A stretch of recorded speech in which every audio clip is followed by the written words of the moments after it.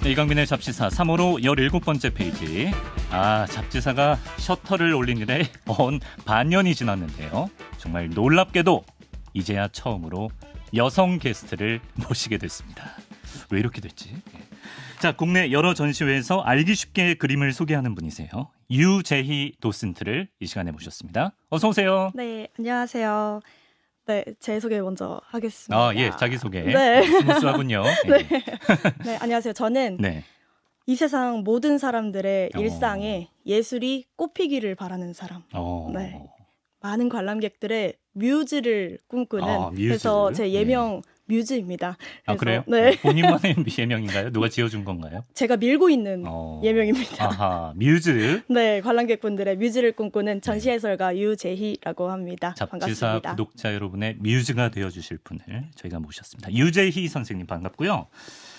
저랑은 뭐 나름 구면 사이 아닙니까? 네, 그렇죠. 제가 네, 저희가 그림을 한번 보러 갔다가 설명을 너무 그 귀에 약간 때려박는 스타일로 쏙쏙 해주셔가지고 저분은 내가 공중파 신으로 한번 모셔야겠다. 조심스럽게 감사합니다. 의사를 타진했고 이렇게 응해주셔서 고맙습니다. 근데 좀 이상한 사람처럼 보이지 않았나요? 아니 웬 목소리가 너무 좋으신 분이 갑자기 제 뒤로 슥 그림자처럼 다가오셔서 예. 뭐지? 스토커인가? 예. 뭐지? 이렇게 했었는데 네. 근데 저는 딱 듣자마자 네. 보통 분은 아니시구나. 비범한 목소리다. 네, 아하. 라고 생각을 했습니다. 제가 또 괜히 한번 편집장이랍시고 목소리를 깔았습니다. 선생님 요즘 어떤 전시를 해설하고 계세요? 네. 요즘에는 삼성역의 아. 무역센터점 현대백화점 10층 문화홀에서 하고 있는 프리다칼로 사진전 전시 해설을 진행을 하고 있고요. 네. 오늘도 하고 오셨나요? 하고 야. 네. 그리고 내일이 저의 마지막 해설인데 네. 아마 방송 나갈 때는 네. 제 해설은 끝나지만 26일까지 26일까지 전시는 계속되니까. 그러니까 이번 주 이제 돌아오는 일요일까지는 네, 맞습니다. 유재희 선생님을 만날 수 있습니다. 많은 분들이 사실 그 도슨트라는 직업에 대해서 좀 호기심, 궁금한 게 많을 것 같아요. 그래서 여쭤보고 싶은데 이 도슨트가 라틴어에서 유래된 말입니까? 네, 원래 라틴어에 그 도세르라는 말이 있는데 이 말이 가르치다라는 뜻이에요. 그래서 예. 사실 가르친다라는 그런 입장의 직업은 아니지만 그 말에 유래가 되어서 뭔가 전문 지식을 가지고 알려주고 사람들에게 온 사람들에게 그런 본인의 안목과 작품 보는 방법 이런 작품 해설 같은 것들을 진행하는 전문 직업인이라고. 듣기로는 유재희 선생님께서는 도슨트보다 선호하는 호칭이 있으시다고. 네, 도슨트가 아무래도 좀 일반적으로 요즘 많이 통용이 되고 있어서 저도 도슨트라고 이야기를 하기는 하지만 네. 도슨트는 사실 명확하게 이야기하면 전시 해설을 하는 걸 도슨트라고 많이 이야기를 하고요. 네. 저는 보통 전시 해설가라는 명칭을 많이 사용하려고 해요. 뭐가 다르죠? 왜냐하면 이게 도슨트라고 하면은 많이들 까먹으세요. 다들 까먹으시고 후에 오셔서 큐레이터 선생님 잘 들었습니다. 네, 뭐 이렇게 이야기하시는 분들이 굉장히 많으시거든요. 큐레이터랑은 또 다른가요? 큐레이터랑은 달라요. 그래서 큐레이터랑은 뭐가 다르냐면 큐레이터는 전시를 만드는 사람이고 그리고 도슨트는 그 전시에서 해설을 하는 사람인 거죠. 그러니까 이강민의 잡지사의 PD님이 큐레이터이신 거고 그리고 우리 강민 아나운서님이 도슨트가 비유복에 그런 롤입니다. 준비하셨네요. 아니에요. 비유복이 찰떡 비유 바로 이해가 됐습니다. 네. 사실 저는 좀 X세대의 감성을 공유하는 MZ세대라 잘 모르긴 했었는데 밖에 있는 우리 에디터들도 그렇고 요즘 전시회 찾는 사람이 그렇게 많아졌다고 들었어요. 그런 게 느껴지시겠네요? 저도 좀 요즘은 그래도 체감을 좀 하는 것 같은 게 이전에 비해서 전시 관람객 수도 좀 많이 증가를 했고 이제 아무래도 코로나도 좀 끝나다 보니까 사실 코로나 시기에도 사람들이 바깥에 활동을 잘 못하다 보니까 전시를 보러 많이 왔었어요. 근데 그거보다 더 많아진 것 같아요. 굉장히 좀 다양한 이유 때문에 많아진 것 같기는 한데 요즘에 뭐 이건희 컬렉션도 그렇고 리움에서 하는 전시들도 그렇고 혹은 요즘 굉장히 좋은 작품들이 우리나라로 많이 이렇게 들어오고 국내 있어요. 관람객이 많아지면 좋은 전시회도 더 많이 열릴 수 있는 거죠? 그렇죠. 아무래도. 그럼 이제 전시 해설가 분들의 역할도 더 커졌을 것 같은데 네네.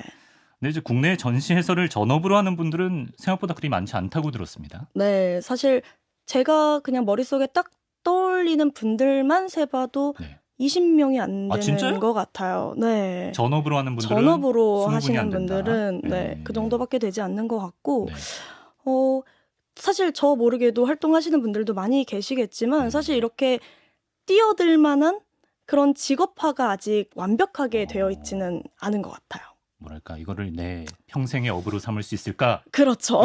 이런 인식이 아직은 완전히 생기지 그렇습니다. 않았다. 그리고 아직까지 좀 만들어지고 있는 이제 음. 전문화가 되어가고 있는 직업인 것 같고 음. 저는 이제 전업으로 살고 있기 때문에 네. 더 많은 전시 해설가가 등장하기를 고대를 하면서 이렇게 네. 열심히 네. 일을 하고 있습니다. 근데 또 더 많은 사람들 생기기 전에 이런 공중파에서 약간 입지를 구축해 놓으셔서 나중에 텃세도 좀 부리시고 하시면 좋겠습니다. 박민 아나운서님 덕에 텃세도 부릴 수 있고 정말 감사합니다. 예. 근데 그 전시 해설가의 전망이 좀 밝다라고 생각이 되는 게 그 요즘 초등학생들한테 장래희망 물으면 꼭 유튜버가 뭐 1, 2위 안에 들거든요. 그렇죠. 유재희 해설가가 느끼기엔 유튜버와 전시 해설가가 좀 비슷한 느낌이다. 이거 무슨 말인가요? 제가 왜 그렇게 이야기를 드리냐면 네. 이 전시 해설가가 많이들 생각하시는 게 네. 그거 그냥 기획사에서 이렇게 주는 거 아니냐. 주면은 그거 읽고 외우고 하면 되는 거 아니냐. 대본 예, 플레이 예. 아니냐. 그렇게 오해하고 계시는 분들이 아닙니까? 상당히 많으시더라고요. 예. 근데 전시 해설가마다 네. 전부 다 해설이 다른 이유가 전시 해설가마다 다 직접 스크립트를 작성을 하고 오. 실제로 다 공부를 하고 네. 본인이 직접 그 구성들도 짜서 앞에서 해설을 하는 거거든요. 그 미술관에서 전혀 안 해줘요 그런 거. 물론 자료는 당연히 공유를 자료는 해주시지만 주는데. 그런 거를 어떤 식으로 배치를 하고 구성을 하는지는 이제 전시 해설가의 몫인 거죠. 그때 제가 처음 뵀을 때도 1시간 넘게 말씀하셨는데 그걸 네. 다 구성하신 거예요? 맞습니다. 와, 이거 네. 보통이 아니에요. 그래서 약간 그런 네. 크리에이터의 역량이 좀 필요한 직업이 아닌가라는 생각이 들어서 그러네. 유튜버랑 비슷하다고 이야기를 그리고 드려봤어요. 아직은 우리 인식이 아이가 엄마한테 난 유튜버가 될 거야 하면은 혼날 수 있는데 난 전시 해설가가 될 거야. 좀 그 디테일하게 가면은 괜찮은데 약간 그쵸. 이런 가능성이 있습니다. 맞습니다. 사실 저는 근데 가끔씩 뭐 그림 보러 갈 때마다 좀 고민이 돼요. 해설가의 전시 해설이나 오디오 해설을 들어볼까 말까. 약간 막상 들어도 잘 모를 것 같기도 하고 그리고 이제 뭐 작품을 감상하는 건데 말 그대로 그렇죠. 이걸 내가 외부의 정보를 받아들일 필요가 있을 것인가. 약간 이런 생각도 드는데 어떻습니까? 확실히 좀 해설을 곁들이면 더 좋은 관람을 할 수 있나요? 이거는 저는 항상 이야기 드리는 것들인데 네. 관람객 분들에게도 제가 항상 이야기 드리는 게 도슨트 듣는 것은 자유이다, 선택이다라고 꼭 이야기를 드리거든요. 네. 그래서 작품만으로 작품 감상하는 것만으로 그리고 그 전시회에 방문을 하는 경험을 하는 것만으로도 전 충분히 좋은 미술 감상을 하고 있다고 생각을 하고요. 네. 그리고 해설을 곁들이면 더 좋은 점은 아무래도 작품에 대한 정보를 알고 보는 것과 네. 모르고 보는 것의 감상의 차이가 분명히 있습니다. 풍부함이 있겠죠. 네, 예. 그래서 저는 개인적으로 추천을 드리는 게 네. 전시에 오시면 작품을 먼저 한번 쭉 그냥 맨눈으로 둘러보시고 그 이후에 도슨트를 들어보시라 이렇게 추천을 많이 드리고 있어요. 해설 시간은 1시간 전쯤에 가서 미리 그쵸. 한번 쓱 스캔 돈 2번 내는 거 아니니까. 아니니까요. 그죠? 네. 요거를 추천해 주십니다. 좋습니다. 어쨌든 해설사분의 해설이 곁들여질 때 더 놀라운 경험을 할 수가 있을 것 같은데 그동안 바쁘고 피곤하다는 핑계로 집에서 민화투, 꽃그림 정도 감상하셨던 분들 오늘 그 경험을 댁에서 무료로 하실 수가 있습니다. 제가 유재희 해설가와 함께 요즘 가장 핫하다는 전시작품 몇 편을 함께 감상해 볼 건데요. 유튜브로 함께 하실 수 있는 분들은 같이 봐주시고 또 라디오로 들으시는 분들도 나중에 영상으로 좀 확인을 해주시면 좋겠습니다. 선생님께서 작품 설명해 주시면서 전시 감상 꿀팁도 중간중간에 네네. 소개해 주시면 좋겠습니다. 알겠습니다. 자, 먼저 첫 번째 작품을 만나보겠습니다. 이게 이제 리움 미술관 마우리치오 카텔란전 위전에서 전시되고 있는 작품이라고 하는데요. 약간 좀 허를 찔린 느낌이 드는데 저게 이제 작품이라는 거죠. 네, 그렇습니다. 바나나가 이제 박스 테이프에 결박돼 있네요. 그렇죠. 속박되어 있죠. 실제로 실물 바나나가 있는 겁니까? 실물 바나나가 있습니다. 네. 아주 훌륭한 작품처럼 느껴집니다. 그러십니까? 훌륭한 작품처럼 일단 느껴지세요? 뱉어봤어요. 근데 이 작품을 감상할 때는 제목을 먼저 보지 않는 게 팁이라고 말씀해 주셔서 저희가 제목을 가려놨거든요. 네네. 왜 제목을 알면 안 되죠? 이 지금 마우리치오 카텔란전이 네. 리움미술관에서 지금 진행을 하고 있는 전시고요. 네. 한남동에 있는 미술관이거든요. 음. 지금 사람들이 이 전시 보려고 다들 예매 전쟁을 아, 겪고 있을 정도로 아주 핫한 과장 전시입니다. 약간 못해서 요새 뭐 아이유 콘서트 티켓팅급이다 이런 얘기 들었어요. 네, 정말 대기 번호 막 아, 685번 그래요? 막 이렇게까지 될 정도로 네. 예, 그런 치열한 예매 경쟁을 저 뚫고 바나나 보실 보려고. 수 있는 네, 저 어허. 바나나 보기 위해서 사람들이 다들 그렇게 대기를 하면서 네, 보는 네. 전시인데 네. 이제 이 마우리치오 카텔란이라는 작가 현대미술 작가인데요. 음, 이 작가 전시에서 가장 재미난 부분 중에 하나가 네. 전시 제목이에요. 왜냐하면 전시 제목이 작품과 전혀 맞지 않는 것 같은데 알고 보면 딱 맞아 떨어지는 굉장히 흥미로운 작업들입니다. 우리 구독자 여러분도 좀 모르시는 분들은 같이 맞춰보시면 좋을 것 같은데 되게 허를 찌르는 제목이라는 거잖아요. 저는 그렇죠. 사실 뭐 약간 그 오랑우탄들의 서식지 파괴 이런 걸 약간 비판. 오랑우탄의 눈물 이런 걸 생각했는데 그것보다 더 예측 안 되는 제목이라는 그렇죠. 거죠. 그렇습니다. 글자 수는 맞히셨어요. 아, 오랑우탄. 아, 오랑우탄. 네 글자. 네, 오랑우탄. 뭘까? 약간 바나나가 약간 좀 미소 짓는 느낌이 있잖아요. 미소 짓는 느낌. 네, 근데 그냥 작품 보셨을 때 만약에 내가 작가라면 강민 아나운서님 무슨 제목 짓고 싶으세요? 저요? 오랑우탄의 눈물? 오랑우탄의 눈물이나 저대로 놔두면 까매질 텐데 이런 느낌. 저는 먹는 거에 집중을 하게 되는데. 네. 아, 궁금한데요. 이거 공개 한번 해주세요. 알겠습니다. 궁금해요. 예. 이 작품 제목은 네. 코미디언이라는 제목을 가지고 있어요. 아하, 굉장히 의외죠? 코미디언? 네. 혹시 추측하실 수 있을까요? 코미디언인 왜 이유? 코미디언이냐? 네네. 아, 진짜 모르겠는데 웃기긴 해요. 딱 봤을 때. 네. 그죠? 약간 네. 보면 좀 실수가 나오기도 하죠. 아, 전혀 모르겠는데요. 네. 왜 코미디언일까요? 이 작품 같은 경우에는 네. 이 마우리치오 카텔란이 블랙 유머, 블랙 코미디로 좀 유명한 작가예요. 아, 그래요? 그래서 작품마다 조금씩 사회 현상들의 다양한 현상들을 좀 비판하고 풍자하는 이런 작품들을 본인만의 위트와 재치로 풀어내는 그런 작가거든요. 네. 그래서 이번 작품도 역시나 사실은 정말 사람들을 비웃고 있는 작품이기도 해요. 미소? 미소이기도 바나나 하지만 미소 모양? 아니? 내가 네. 이렇게 벽에다가 네. 바나나랑 네. 테이프만 붙여놔도 이건 미술이 될 수 있어 라고 이야기를 한번 해보는 거죠, 사람들에게. 근데 사람들은 실제로 저 바나나를 보기 위해 지금 600번, 예매 전쟁 600번. 638번 대기를 하고 있다니까요. 네네네. 그래서 저 작품 같은 경우에는 처음에 팔렸을 때 네. 얼마에 팔렸을까요? 일단 뭐 비싸겠죠. 유명한 거니까. 뭐 한 20억? 네. 20억 굉장히 통이 크십니다. 좀 질렀어요. 네, 강민 아나운서님 역시 너무 질렀나요? 통이 크세요. 예. 얼마죠? 저 작품 같은 경우에 네. 1억 4천만 원에 1억 4천만 원. 팔리게 됩니다. 바나나가 1억 4천만 원. 저거 만드는데 편의점에서 사면 제가 볼 때 한 3,800원 나오거든요. 그쵸? 그래서 만약에 1억 4천만 원을 주고 저희가 저 작품을 구매를 한다면 네. 그럼 저희는 뭘 사는 걸까요? 바나나랑 테이프를 1억 4천만 원에 사는 그렇죠. 걸까요? 네. 네. 근데 그게 아니라 네. 저희는 마우리치오 카텔란의 아이디어를 사는 거예요. 이렇게 벽에 바나나와 테이프만으로도 미술을 할 수 있다라는 네. 마우리치오 카텔란의 아이디어를 사는 거죠. 그래서 약간 좀 기만의 정서 아닙니까?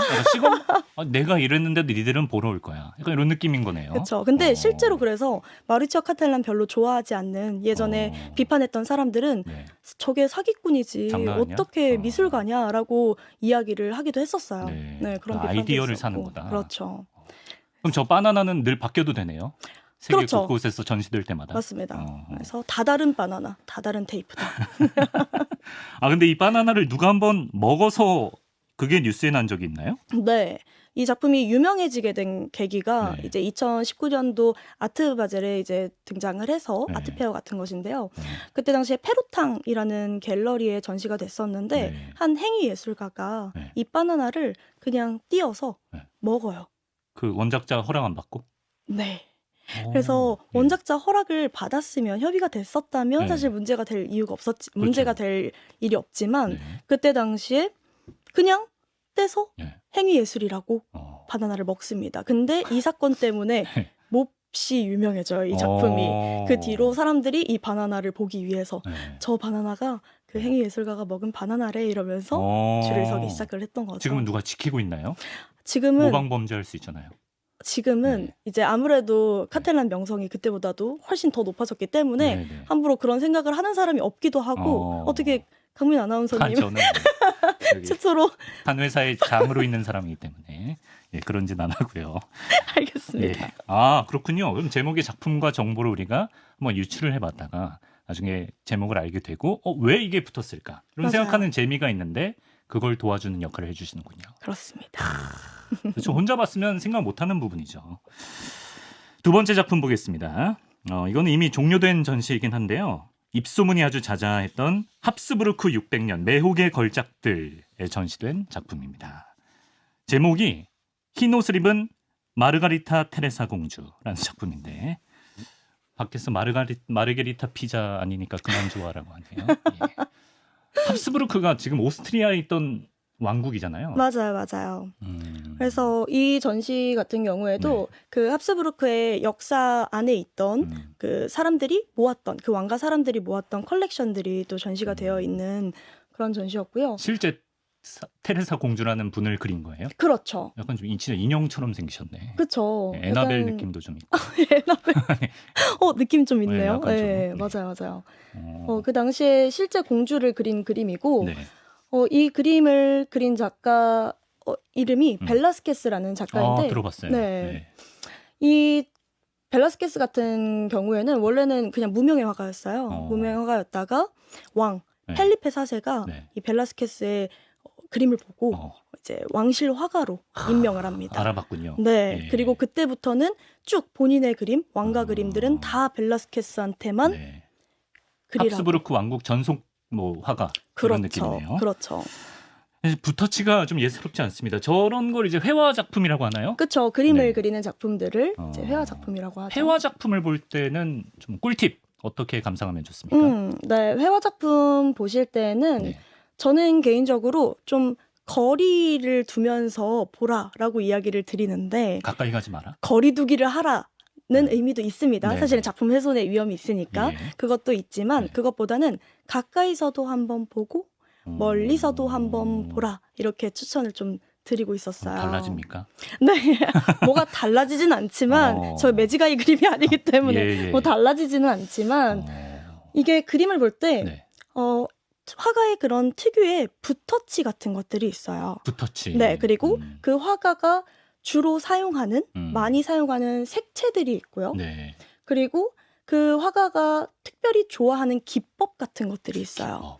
그런데 그 기법이나 색채, 붓터치 이런 거는 네. 좀 가까이 가야 보이겠죠. 네. 네, 그래서 그걸 한번 보고 또 멀리 뒤로 떨어져서는 작품의 전체적인 구도나 이런 나한테 오는 느낌 이런 것들을 이제 또 한번 살펴보는 거죠. 그러니까 저희 에디터한테 그 팁을 미리 말씀해 주셔서 저도 한번 가까이서도 보고 멀리서도 봐봤거든요. 네네. 근데 멀리서 봤을 때는 되게 좀 정교한 느낌이 들어요. 그쵸. 특히 드레스를 묘사했을 때죠. 꾸깃꾸깃한 부분이나 색감이나 되게 정교할 것 같은 생각이 드는데 이게 제가 모니터로 이렇게 가까이 가서 보니까 생각보다 좀 막칠한 느낌, 약간 대충대충 좀 섬세하지 못하다는 느낌을 받았거든요. 맞아요. 맞습니까? 맞습니다. 그래서 벨라스케스 작품 같은 경우에는 이게 알라프리마 기법이라고 하는데요. 이 기법 같은 경우에는 칠하는 거는 사실 강민 아나운서님이 보신 대로 명확하게 대충 칠해요. 그런데 일부러 그렇게 칠하는 거죠. 벨라스케스는 이미 그 당시에 사람들이 무언가 사물을 볼 때 우리가 디테일하게 하나하나를 다 보는 게 아니라 뭉뚱그려서 보잖아요. 그걸 이미 이해를 하고 있던 작가였던 거죠. 그래서 이렇게 그려도 멀리서 보면 마치 반짝이고 정교하게 그린 것처럼 보일 수 있는 그런 기법을 벨라스케스가 주로 구현을 했었어요. 그래서 알라프리마? 알라프리마라는 기법이고 그래서 이 작품 같은 경우에도 이 작품을 제가 또 추천을 드린 이유는 이 테레사 공주 그림이 특히나 벨라스케스 기법이 잘 보여요. 네, 그래서 어딜 보면 그렇게 잘 보입니까? 드레스. 아까 드레스? 근데 제가 깜짝 놀랐던 게 드레스 부분 얘기를 해주셔가지고 왜냐면 드레스 부분에서 제일 잘 보이거든요. 얻어걸렸네요. 그래서 이미 보시는 눈이 있으시다. 탁월하다. 네, 탁월하시다. 감사합니다. 네, 좋습니다. 이거 뭐 사실 전공자들 아니면 기법 이런 거는 진짜 알기가 쉽지 않아요. 그쵸, 이런 거는 맞아요. 해설가 분이 아주 섬세하게 설명을 해주시면 또 디테일한 부분에서 관람객들이 도움을 받을 수 있을 것 같습니다. 자, 마르가리타 테레사 공주가 같은 옷을 입고 등장하는 또 하나의 유명한 작품이 있다고 합니다. 그 작품도 한번 보실까요? 네. 아, 시녀들이라는 작품이네요. 맞습니다. 아, 가운데 테레사 공주 아까 봤던 분이 계시고. 네. 저 각도를 좋아하시네. 고개 약간 옆각도. 아, 공주가 열장각도. 취하고 있는 자세 네. 말씀하시는 거죠? 네네. 저 작품은 어떤 걸 보면 좋습니까? 이 작품 같은 경우에도 네. 이제 똑같이 벨라스케스가 그린 작품인데 이 시녀들이라는 작품 보시면 아시겠지만 지금 테레사 공주가 똑같은 옷 입고 있어요. 네. 그리고 여기에는 공주만 있는 게 아니라 굉장히 다양한 인물들이 지금 표현이 되어 있잖아요. 네. 옆쪽에 보면 개도 있고 광대도 있고 모시고 있는 시녀도 있고요. 네. 그리고 뒤에 보면 거울이 보입니다. 혹시 보이세요? 네, 보입니다. 그 거울에는 거울에 비친 사람의 형상도 네. 조금 보여요. 조금 공주 형상이 아닌가요? 네, 저건 공주 형상이 아니라 두 사람이 서 있거든요. 네. 그래서 테레사 공주의 엄마 아빠. 아, 그러니까 엄마, 아빠가? 펠리페 국왕 부부인 그렇죠, 거죠. 그렇죠. 네, 예. 펠리페 국왕 부부이고 네. 그리고 여기에 또 한 명의 화가. 주인공이 네. 저기에 그려져 있죠. 저 사람이 바로 벨라스케스입니다. 그렇겠네. 네. 그런데 네. 이 그림이 굉장히 유명한 그림인데요. 네. 왜 유명하냐면 네. 이렇게 사실 화가가 네. 왕실 화가임에도 불구하고 네. 왕실 사람들의 그림을 그릴 때 네. 본인을 그려 넣는 게 사실은 굉장히 좀 그렇죠. 네, 약간 예. 무례할 수 있는 약간 선 넘는 느낌. 그렇죠. 선 넘는 네. 그런 느낌일 수 있는데 네. 당시에 벨라스케스가 네. 본인의 모습을 그려 넣은 것이죠. 진짜 제일 멋있게 그렸어요. 그쵸. 네, 되게 멋있게 그림 그리는 모습을. 왕비는 뒤에 그냥 실루엣으로 그려놓고. 네. 어. 그러니까 네. 사실은 사람들이 보기에 이래도 되나 싶은 그림인 거죠. 네. 네, 그런데 그래서 구도를 생각을 해보시면 네네. 저희가 지금 어떤 시점이겠어요? 딱 그림 보시면 그러면 저희가 시점? 지금 공주 딱 맞은편 정면 아닐까요? 그쵸. 네. 그러니까 사실은 저희가 저 국왕 부부가 서 있는 그 위치에 서 있을 수 있는 것이죠. 아, 우리가 국왕이구나. 그래서 우리가 국왕이 되기도 하고 네. 관람자의 위치가 되기도 하고 네. 마치 내가 저 그림 속 안에 있는 사람이 된 것 같기도 혹은 제 3자가 된 것 같기도 하는 그런 다양한 다시점이라고 하면 좀 틀릴 수 있으니까 네. 네. 좀 이런 다양한 시점을 상상해 볼 수가 추측할 수 있네요. 있는 네. 그런 그림입니다. 저 작품이 유명해서 패러디물도 많이 나왔다고요? 네, 엄청 많이 나왔고요. 네. 피카소, 어. 달리 이런 작가들도 일단 제가 들어봤으면 진짜 유명한 거거든요. 그쵸. 네, 피카소 달리는 다 그럼요. 아시죠. 예, 네, 예. 피카소 달리 다 이 시녀들이라는 작품 가지고 본인만의 방식으로 재해석하는 그런 그 다양한 그림입니다. 시점 거기 매료됐나 봐요. 그 사람들도. 그렇죠. 네. 아무래도 그게 반증인 것 같아요. 아주 유명한 다른 화가들 역시나 그렇죠. 네. 이 그림을 존경하는 리스펙하는 네.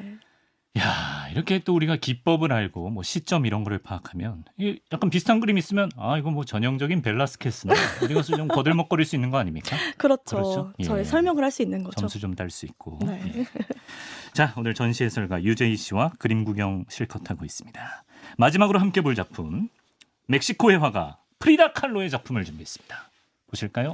두 명의 프리다라는 작품인데 둘 다 프리다인가요? 네, 프리다 칼로입니다. 비슷하게 생겼네. 네, 똑같이 생겼죠. 그래서 손을 잡고 있고 네. 목에 차고 있는 건 뭡니까? 목에 차고 있는 거 뭘로 보이시나요? 허파처럼 내장처럼 생겼네. 네, 심장. 맞아요? 진짜 심장이구나. 심장이 또 그려져 있죠. 그런가? 그래서 그림 보면 네. 어떤 느낌 드세요, 혹시? 뒤에 약간 먹구름이 낀 건가요?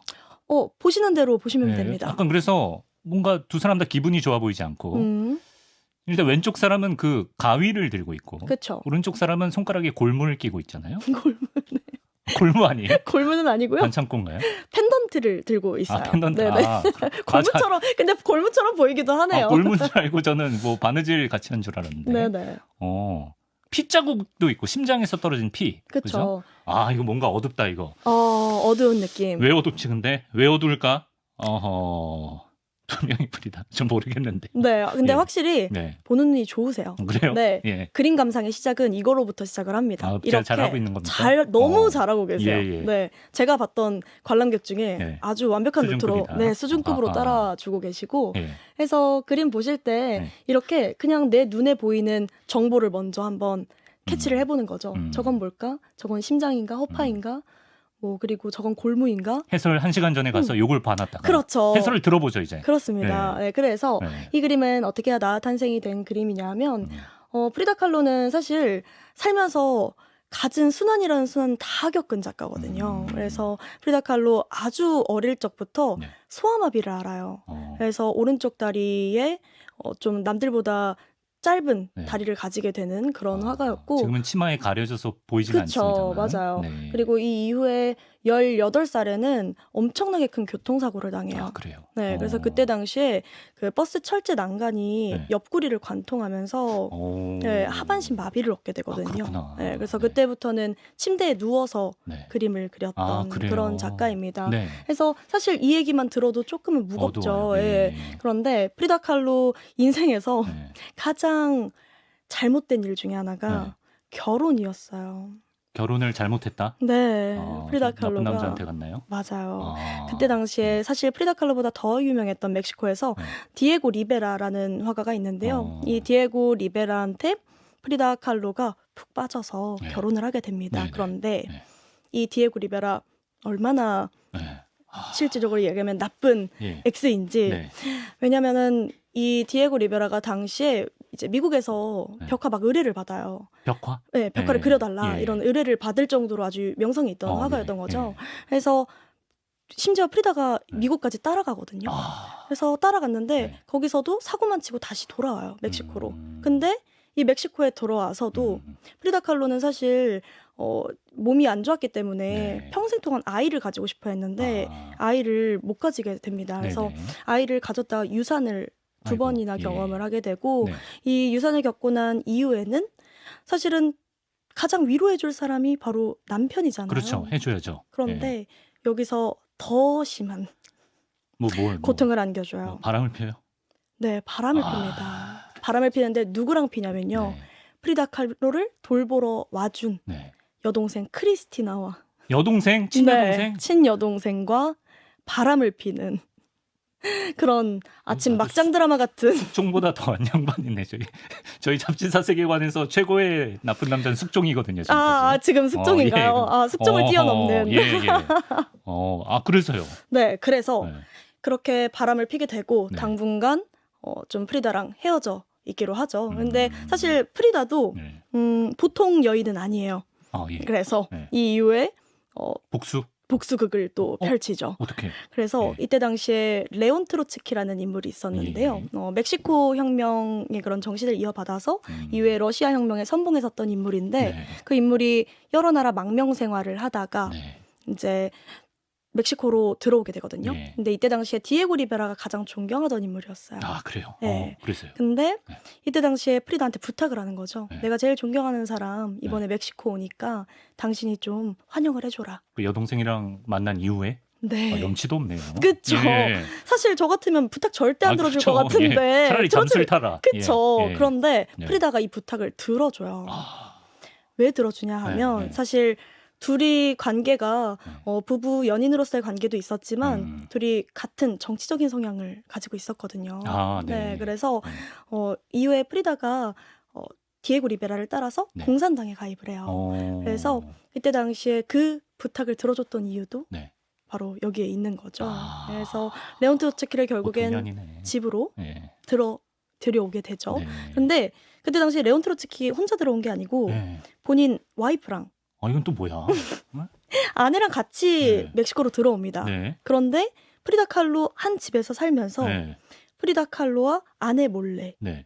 트로츠키와 부정한 관계를 맺게 돼요. 잠깐만. 너무 등장인물이 많아. 프리다 칼로와 아내 몰래. 프리다 칼로가 네. 레온 트로츠키와 프리다 칼로가 아내 몰래. 네. 프리다 칼로가 레온 트로츠키와 아내 몰래 부정한 관계를 맺게 되죠. 네. 그래서 저 그림은 뭘 표현하고 싶었던 그래서 걸까요? 맞아요. 저희가 다시 어디까지 하다가 여기까지 왔을까요? 재밌어요. 네, 재밌어요. 예. 네. 그래서 프리다 칼로가 이후에 화가로서의 명성이 막 높아지고 미국, 프랑스 이렇게 전시회를 하고 난 이후에 다시 멕시코로 돌아옵니다. 네. 돌아와서 그렇게 기다리던 이제 디에고를 만나는데 네. 디에고가 이혼 통보를 해요. 디에고에게마저. 네. 디에고 정말 어이없지 않은가요? 저는 해설할 때마다도 막 울컥울컥 막 화가 약간. 해설가분이 이렇게 감정 몰입도 하나요, 보통? 방금 찐의 눈빛을 봤는데. 네. 예. 저도 매번 해설하면서 울컥울컥 하시는군요. 그렇습니다. 나쁜 놈입니다, 아주. 예. 그래서 관람객 분들도 막 한숨을 많이 쉬고는 하시는데 네. 그래서 이혼 통보를 당했을 때에 음. 그 심경을 담고 있는 그림이 바로 이 그림이에요. 가정법원 가기 전에 고마움이군요 지금. 그쵸. 어. 그래서 네. 프리다 칼로가 지금 아까 골무라고 하셨던 네. 저 펜던트를 네. 이제 좀 자세히 확대를 해서 보면 네. 저기에 디에고 리베라 어릴 적 사진이 또 꽂혀 있어요. 그게 보여요? 자세히 보면? 그렇죠. 네, 그래서 그 핏줄을 따라 또 옆으로 연결을 해보면 네. 옆에는 이제 핏줄을 가위로 자르고 있는 모습인 거죠. 심장을 그러니까 도려낸 아픔 이런 그렇죠. 느낌. 디에고와 헤어지는 일은 나에게는 심장의 핏줄을 끊는 것과도 같다. 이런. 그 첫 이야기를 번째 보시면 될것 남편이랑 같아요. 헤어졌을 땐 저런 거 안 그랬죠? 디에고 리베라가 네. 첫 번째 남편이자. 그 전에 디에고 리베라가 첫 번째 남편. 네네네네. 헷갈려가지고. 이전에는 남자친구. 예, 네네네. 그 사람. 예. 그렇습니다. 보이네. 이제 느껴집니다. 느껴지시나요? 예, 그게 뭔가 하나 왔어요. 묵직한 돌이 제 마음에 던져졌습니다. 요거는 진짜 제가 어떻게 합니까? 해설가 없이 요거를 전시회 밖에 나가서 찾아보기도 좀 애매하거든요. 그렇죠. 이제 해설가분께서 설명을 해주시니까 맥락이 느껴집니다. 예, 그림이 영화처럼 보이는 그런 느낌. 네, 이렇게 오늘 유재희 전시 해설가 모시고 4편의 작품을 함께 감상해봤는데요. 저는 너무 재밌었고 그림 감상이 굉장히 쉽게 느껴져서 좋았습니다. 감사합니다. 끝으로 선생님께서 아직도 미술관을 낯설게 느끼는 예비 문화 시민들에게 해주고 싶은 말씀이 있으시다고요? 아직까지도 제가 느끼기에는 미술관 좀 어려운 곳 아니야? 좀 무서운 곳 아니야?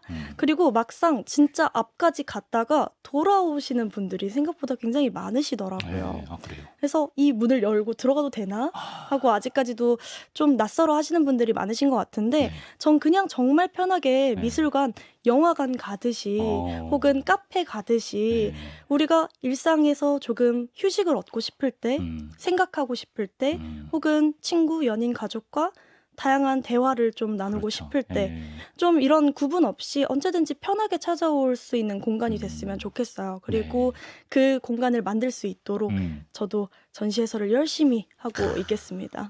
고맙습니다. 오늘 즐거우셨나요? 너무 즐거웠습니다. 그렇습니다. 그럼 저희가 다음에 또 쓱 한번 나와주실 수 있으신가요? 여쭤보면 그럼요. 오케이. 네, 아주 다양한 이야기들 또 준비를 해놓고 있겠습니다. 든든합니다. 잡지사 필진 라인업에 예술 담당이 생겼습니다, 여러분. 예, 든든하고요. 목감기 빨리 나으시고. 네, 감사합니다. 듣기에는 별로 안 느껴졌지만 유재희 전시해설가와 이야기 나눴습니다. 고맙습니다. 감사합니다.